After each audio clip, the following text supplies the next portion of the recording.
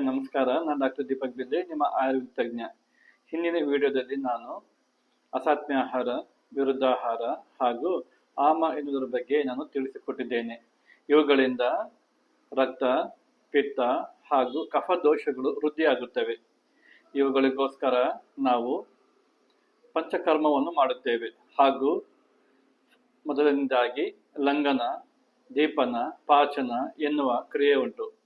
ಅವುಗಳಲ್ಲಿ ಲಂಘನ ಎಂದರೆ ಉಪವಾಸ ಮಾಡುವುದು, ವ್ಯಾಯಾಮ ಮಾಡುವುದು, ಬಿಸಿಲಿನಲ್ಲಿ ಇರುವುದು, ಹೀಗೆ ಅನೇಕ ರೀತಿ ಇವೆ. ದೀಪನ ಪಾಚನ ಎಂದರೆ ಅಗ್ನಿ ಮತ್ತು ಧಾತುಗಳಲ್ಲಿ ಇರ್ತಕ್ಕಂಥ ಅಗ್ನಿಯನ್ನು ವೃದ್ಧಿ ಮಾಡುವುದು. ಹಾಗೂ ದೋಷಾನುಸಾರವಾಗಿ ನಾವು ಪಂಚಕರ್ಮವನ್ನು ಮಾಡುತ್ತೇವೆ. ಈ ಪಿತ್ತ ದೋಷ ಹೆಚ್ಚು ಇದ್ದರೆ ವಿರೇಚನವನ್ನು, ಕಫ ದೋಷ ಹೆಚ್ಚಿಗೆ ಇದ್ದರೆ ವಮನವನ್ನು, ಹಾಗೂ ಸ್ಥಾನಿಕ ದೋಷ ಅಂದರೆ ಸೈನಸೈಟಿಸ್ ಮತ್ತು ಇತರ ಮುಖ ರೋಗಗಳಿಗೆ ನಶ್ಯ ಎನ್ನುವ ಕ್ರಿಯೆಯನ್ನು ನಾವು ಮಾಡುತ್ತೇವೆ. ಇವುಗಳಿಂದ ದೋಷವು ನಿವಾರಣೆಯಾಗಿ ದೇಹವು ಶುದ್ಧಿಯಾಗುತ್ತದೆ. ಆ ದೇಹ ಶುದ್ಧಿ ನಂತರ ನೀಡುವ ಮೆಡಿಸಿನ್ ಮುಖಾಂತರ ದೀರ್ಘಕಾಲೀನ ರೋಗಗಳು ನಿವಾರಣೆಯಾಗುತ್ತವೆ.